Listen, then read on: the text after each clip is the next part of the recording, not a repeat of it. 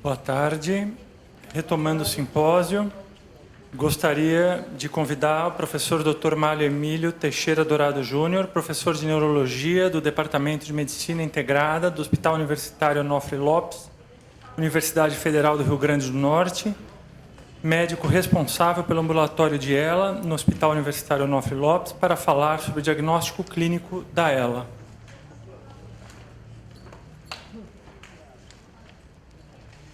Boa tarde a todos. Agradecer a Abrela por mais um convite. Eu acho que eu já perdi as contas, não gosto de contar, mas eu lembro que a primeira vez que eu vim aqui era numa casinha pequena lá no próximo à biblioteca. Não era ali, cara, que vocês faziam? Então, venho colaborando e aprendendo com todos vocês. E cabe a mim hoje falar sobre diagnóstico clínico. Então, eu tentei fazer uma apresentação clínica mesmo, voltada para médicos não neurologistas, que não conhecem a doença, ou para neurologistas que não estão habituados a ver paciente com ela. Essa vai ser mais ou menos o objetivo dessa aula. Próximo, amigo. Então, esse desenho eu fiz ontem, rapaz, bem interessante. Acho que no final, não é homenagem à Copa não, mas é bem interessante isso aqui. Acho que vou falar no final, que merece depois para futuros trabalhos, a gente trabalhar em cima desse desenho, ou outros melhores, que está feio, rapaz. Olha, próximo.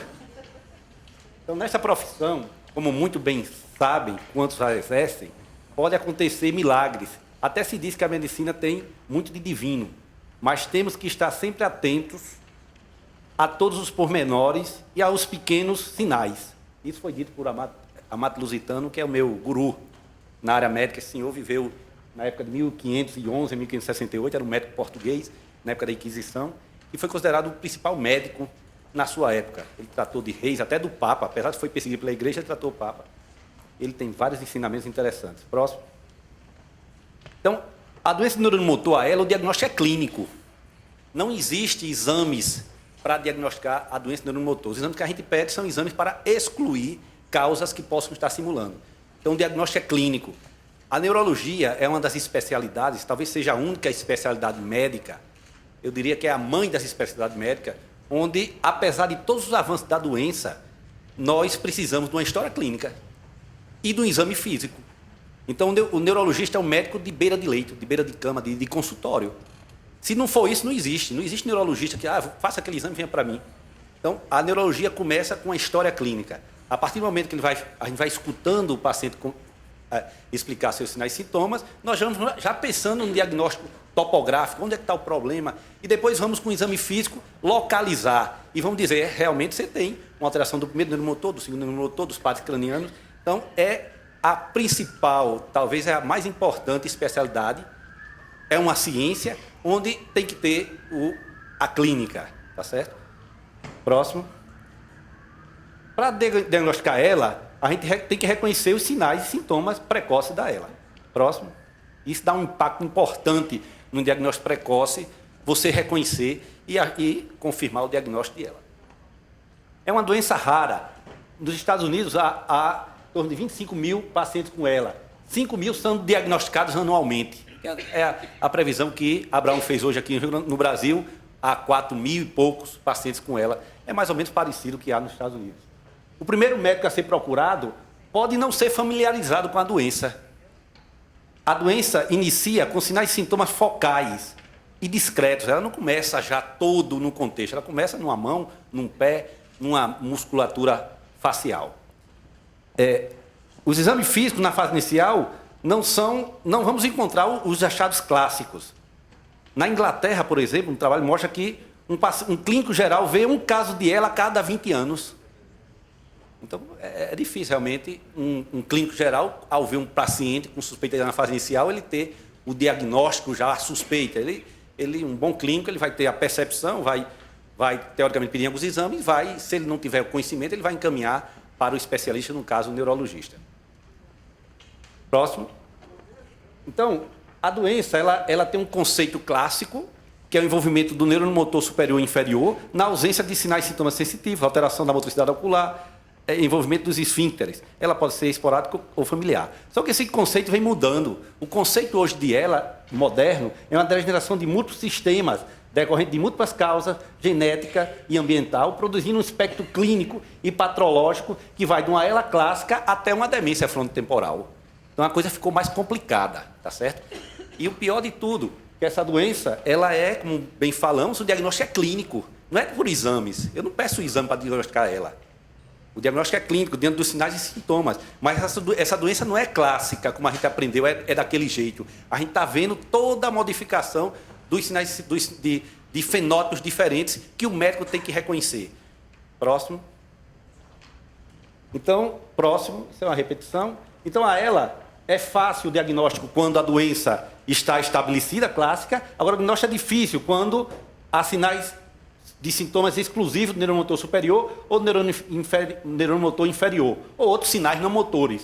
Então, essa classificação da ELA, que já foi dita previamente, então, fica bem claro que é uma doença heterogênea, do ponto de vista clínico. Próximo. Então, vou mostrar para vocês que são sinais de neuromotor inferior. O clássico é a fraqueza, e normalmente a fraqueza flácida vai começar focal, num grupo da mão, ou nos músculos proximais de um ombro, ou numa perna, ou na musculatura da língua. Vai ter uma atrofia muscular, uma diminuição dos reflexos, uma hipotonia e fasciculações. Esses são os clássicos do sinal do neuromotor inferior. Próximo. Que aí a gente vai ver a atrofia muscular, a fraqueza proximal nesse fenótipo de homem dentro de um barril, a fraqueza e a atrofia de grupos musculares distais. Isso é o clássico que a gente vê de desenvolvimento do neuromotor inferior. Próximo. No neuromotor superior, vamos ter fraqueza, diminuição da destreza, espasticidade, hiperreflexia, choro e riso incontrolado, disartria espástica, reflexos patológicos, que nós médicos conhecemos, como o sinal de Babinski, sinal de Hoffmann, reflexo metoniano exaltado, sinais primitivos, que são sinais que aparecem, que são normais até determinada idade na infância, até o primeiro ano de vida. Depois, esses reflexos primitivos começam a aparecer no paciente com ela com envolvimento no neuromotor superior. Próximo. Essa aqui é uma carta que eu fiz para... Eu tive a minha formação foi em Barcelona e eu fui aluno, ele estava aposentando, o professor Barraquer Bordas, que é uma dinastia de neurologistas na Espanha, e o pai dele foi da época de Charcot. E uma vez eu escrevi eu já estava aqui no Brasil, e escrevi para Barraquer. Barraquer, teu avô não falou com Charcot sobre ela, não? Tem alguma coisa interessante que você pudesse passar para mim, até para ilustrar? Ele disse, rapaz, não tinha nada, não. Eles não falaram de ela na época, não. Mas tem uma coisa que é clássica na ela, que até hoje persiste, que foi, na época... em 1924, no centenário do nascimento de Charcot na França, que o envolvimento do neurônio motor superior e inferior numa extremidade, só existe uma doença que dá isso, que é a esclerose retroamiotrófica. A combinação de primeiro e segundo numa extremidade, só é uma doença que dá. Esse é um dado clínico que Charcot descreveu, que em 1924, 100 anos da morte do nascimento de Charcot, os neurologistas da época mantinham essa afirmação, e hoje eu acho que ninguém pode dizer o contrário na ELA clássica, esse dado clínico. Próximo. Sintomas bulbares, síndromes bulbares. Nós podemos ter sintomas bulbares do envolvimento do segundo neurônio motor e do primeiro neurônio motor, né? Isoladamente ou a combinação. Então, a disartria, a fraqueza, a atrofia da língua presente na flácida, segundo neurônio motor, e ausente na espástica, fasciculações na língua presente na flácida, reflexo mandibular exaltado na espástica e labilidade emocional presente na espástica. Com esses sinais e sintomas, a gente consegue definir que aquele paciente no cimento bulbar tem envolvimento de primeiro ou segundo motor, ou os dois, que é a forma clássica. Próximo. Toca aqui esse vídeo aqui, por favor, amigo. Acho que tem um vídeo aí, se você puder. Esse vídeo é para mostrar o reflexo mandibular. Vou tocar aqui com o mouse.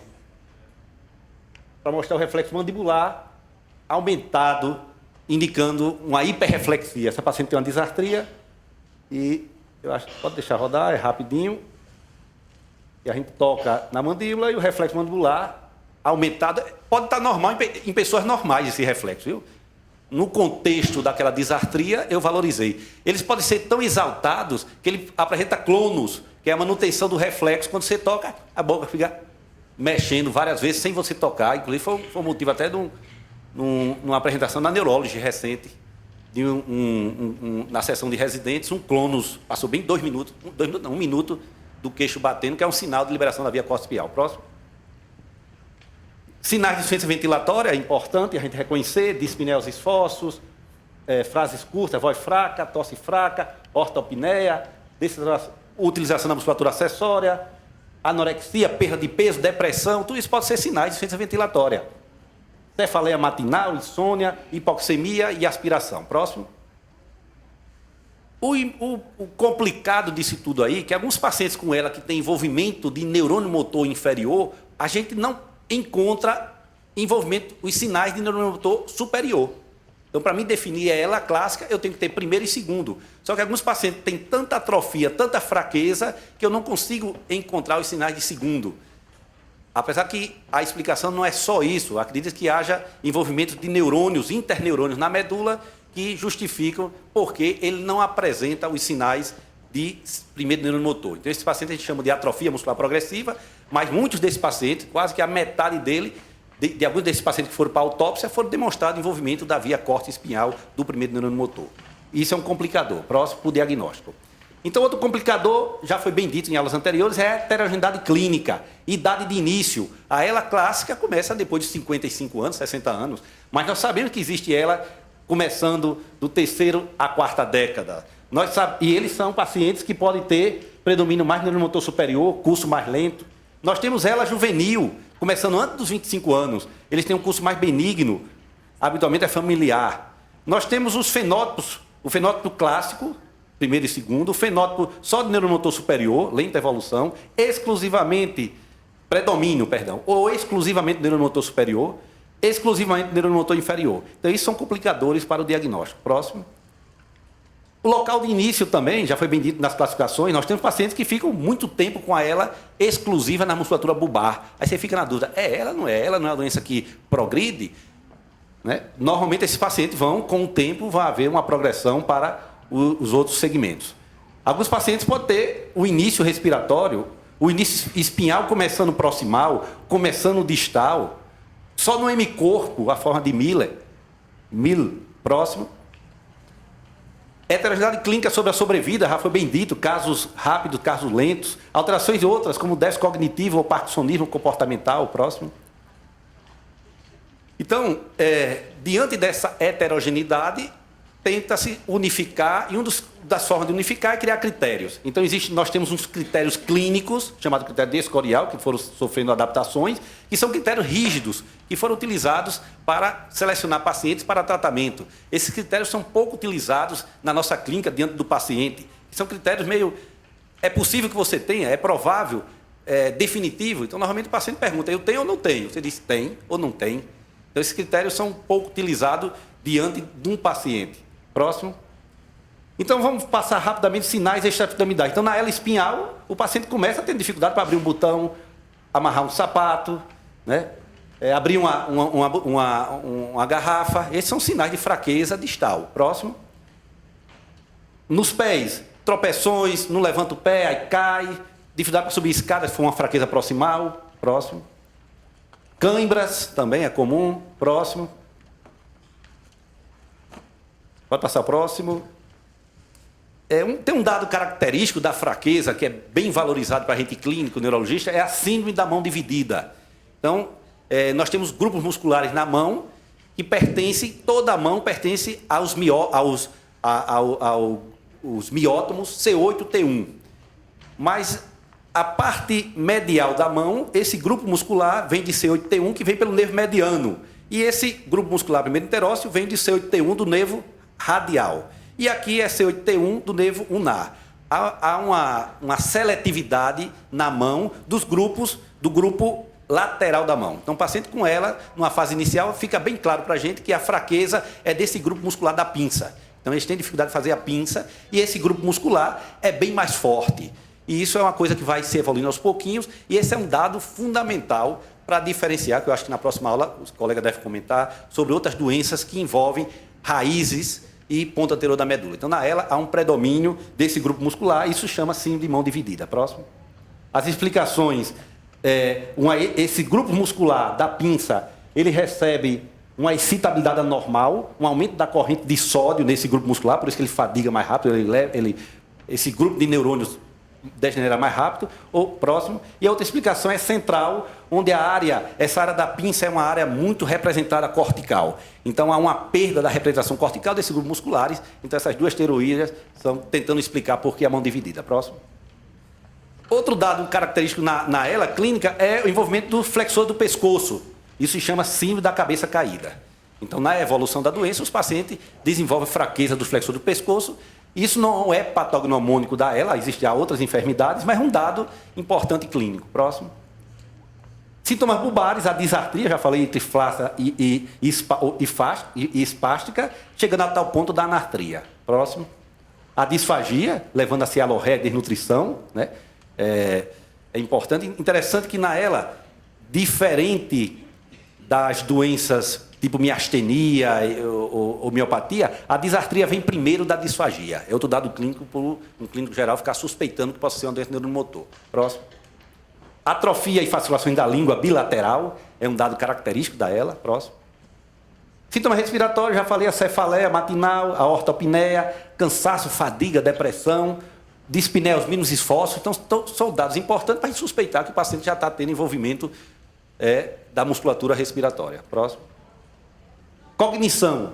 Então, nós sabemos que a ELA tem é uma doença exclusivamente do neurônio motor que nasce aqui nessa área cortical. Entretanto, há outras áreas de associação, especialmente a área pré-frontal e temporal, que a gente percebe não, está sendo demonstrado que é envolvida na ELA. Próximo. Então, a síndrome frontotemporal ocorre na metade dos pacientes com ela e está associada a um pior prognóstico. A demência é raro. A demência, provavelmente, dita frontotemporal é raro, mas está descrita, já é bem conhecida previamente. Próximo.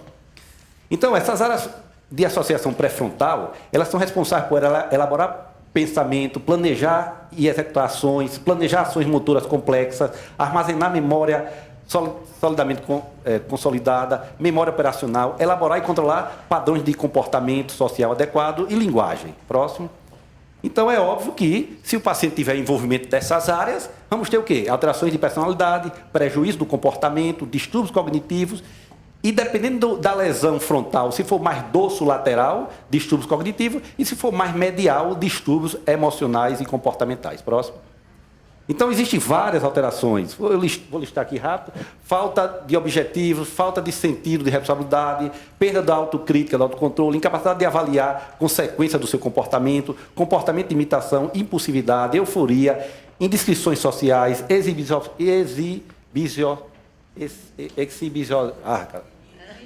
isso mesmo. Perda da iniciativa, dificuldade de tomar decisões, apatia, alentecimento psicomotor até a bulia. Essas alterações podem ser encontradas nos pacientes que têm envolvimento frontal nos pacientes com doença neuromotor. Próximo.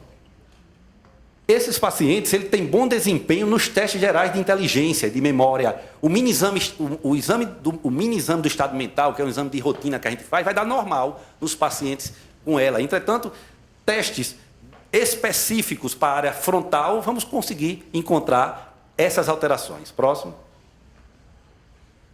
Aparência descuidada, reflexos primitivos, incontinência urinária, afasia não fluente, paratonia, sinais piramidais e apraxia são outros dados que a gente pode encontrar nessa síndrome frontal. Próximo. Reflexo primitivo, é interessante. Reflexo primitivo são aquele reflexo que eu falei. Há muita discussão se ele está envolvido com a cognição ou é um envolvimento do neurônio motor superior. Então, por exemplo, pacientes com demência e Parkinson, paciente com Alzheimer, eles vão ter esse reflexo cognitivo. Agora, na ELA, nós vamos ter, será que é por um envolvimento do neurônio motor superior ou faz parte da síndrome frontal? Então, isso não está bem claro ainda não. Próximo. Então, tem um trabalho recente, nós temos o palmetoniano, córneo-mandibular, glabelar. Esses três são os mais são mais frequentes encontrados na ELA. Então, um trabalho recente publicado agora em 2004, onde ele tenta correlacionar esses reflexos primitivos com a ELA e viu que o córneo mentoniano é o que mais se associa com neurônio motor superior e cognitivo. Próximo. Não dá para ver esse vídeo, não. Esse vídeo é de José. Ele ali. José serviu de cobaia, ele tem um reflexo córneo-mandibular bem presente. E está ruim porque eu fiz no computador, nessas smartphone, passei para aí e ficou ruim. Na verdade, eu toco na córnea dele e a mandíbula se desvia para o outro lado. Não é isso, José? É um reflexo primitivo indicando envolvimento da via, envolvimento no neurônio motor superior. Próximo. Então, a avaliação cognitiva, o mini-exame mental é insensível, você tem que fazer um rastreio frontal. As duas escalas mais usadas é a FAB, é uma escala, já está traduzida em português, e o MOCA, que é um exame, é um concorrente do mini-exame mental, que é feito pelos canadenses. Eles estão tentando passar isso para a gente, mas esse exame realmente tem mais funções executivas frontais do que o mini-exame mental não tem. Então, ele é rápido esse teste, então podia ser um teste de triagem muito bom a gente começar a fazer o MOCA e o FAB. Nós, no nosso ambulatório, fazemos o FAB, vamos começar a fazer o MOCA. E existe já, inclusive, escala, alguém já começou a desenhar já escalas próprias de rastreio para ela, que inclui, essa é uma escala desse grupo americano, que ele inclui, além tanto o MOCA como o FAB, eles predominam as alterações frontais e não comportamentais. Então, ele aqui inclui algumas perguntas comportamentais que a gente não pescaria nos primeiros testes. Próximo. Então, é importante reconhecer essas variantes. É importante a gente saber que a ela é heterogênea, já que o final comum é o neurônio motor. Será que isso é importante? Enquanto não tem a resposta, é importante. E cabe ao médico reconhecer esses padrões. Tá certo? O médico não pode ficar... Ele tem que reconhecer e tentar organizar e botar os pacientes em subgrupos. Nem que seja isso um treinamento. Mas eu acho que isso é tão importante porque é possível que haja tratamentos direcionados para subgrupos. Então, é uma coisa que eu vou botar para debate aqui, depois, não vai perder meu tempo da minha aula, mas é uma autocrítica no Brasil que nós não temos banco de dados. Nós não temos, os bancos de dados são muito individualizados. Eu faço o meu do meu jeito, boto no Excel e vou jogando lá. A outro colega faz de outro jeito. Então, não há uma unificação de dados. Isso a gente precisará fazer. Houve reuniões aqui, né, professor Cari, de tentar fazer o banco de dados da Abrela, não sei como é que está, pode ser respondido depois, mas eu acho, eu sou meio burro, não tenho muita ideia, não. Eu gosto de copiar. Então, agora eu tenho uma vantagem, eu acho que eu identifico as coisas boas. Então, eu copio muitas coisas de Acari, que é muito boa. Copio o professor Wilson, então eu tento copiar. E tem tantos bancos de dados bons aí no mundo, rapaz. Liga para um aí. Já me disseram lá em Barcelona que o hospital tem um bom. Rapaz, eu vou ligar para esse cara. Se é bom, vai servir para mim. Não vou inventar um negócio que já é bom. Então, eu acho que nos bancos de dados, eu acho que seria a gente selecionar, a gente podia até fazer umas adaptações. Mas eu acho que a gente pegar um banco de dados, o inglês, me disseram que o inglês é muito bom. Pegar o da Inglaterra, os Estados Unidos, vamos só mudar aqui e fazer um banco de dados unificado para quem trabalha com ela. Eu acho que seria ia responder essas questões como essa daí, essas diferentes evoluções. Próximo. Então, aqui é o meu grupo, lá, nossos pacientes, 125 pacientes.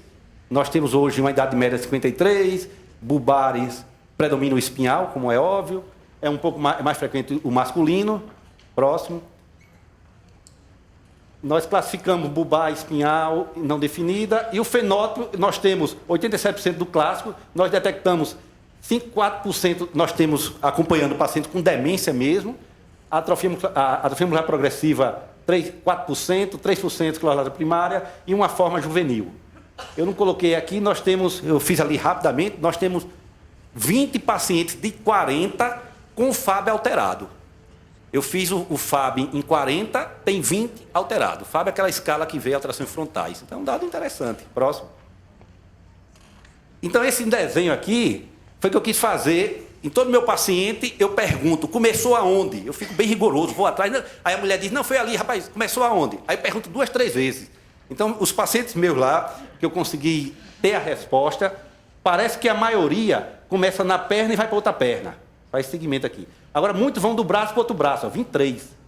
13 vão da perna para o braço, um só veio do braço para o bulbar. Bulbar para o braço, 20, e 3 sai da perna para o bulbar, e 7 do bulbar para a perna. Cognitiva, eu botei esses 20 aqui, foram 20 e 39, que tem alteração cognitiva, que eu não quis relacionar. Então, não sei se isso é importante ou não, eu fiz esse negócio aí. Aí eu tenho um segundo passo, que aí seria complicado pedir para um cara que desenha para dizer o terceiro passo, que aí a primeira começou aqui, foi para onde, mas depois foi para onde? Para o terceiro. Né? Então, isso é interessante. Eu estou lendo e estou vendo que é interessante, mas eu acho que não sei... a gente poderia melhorar esse meu desenho aí, botar mais bonito, um boneco mais bonito aí. Próximo. Então, é importante reconhecer, parece ser que é importante. Próximo. Então, em resumo, desculpa, volta aí. O resumo é, diante de uma pessoa, de um paciente com mais de 50 anos de idade, que tem fraqueza muscular progressiva, então, se ele tiver fasciculação, atrofia bilateral da língua, síndrome da mão dividida, síndrome da cabeça caída, síndrome pseudobulbar ou alteração cognitiva, é uma grande suspeita que seja doença neuromotor. É uma grande suspeita que seja ela. Esse contexto aí. Então, é um diagnóstico clínico. A ela é um diagnóstico clínico. Próximo. Então, o diagnóstico deve ser realizado o mais precoce possível. O paciente com suspeita de ela deve ser encaminhado prioritariamente para um neurologista com experiência. Caso novo, deve ser submetido a uma avaliação clínica laboratorial detalhada, que vem a parte posterior, que é o diagnóstico diferencial. Alguns pacientes podem necessitar de investigações adicionais. A investigação pode ser repetida e a avaliação clínica inicial não for conclusiva. Revisar o diagnóstico se há evidência de progressão ou se o paciente apresenta um quadro atípico. Acho que é... Próximo. Eu terminei. Obrigado, gente. Era isso que eu...